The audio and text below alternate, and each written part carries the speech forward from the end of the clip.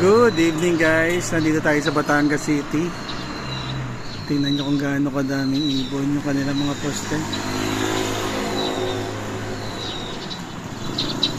Yung kanilang mga linya pala. Ayaw ko masyadong tumingal at baka masyutan ako ng ipot sa bibig. Ang dami. Yan ang kabila oh. Dami ng ibon dito, very healthy ang bird population.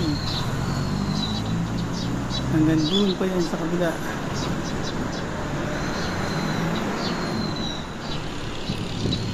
Nagpark lang ako, puro ipot agad yung sasakyan eh.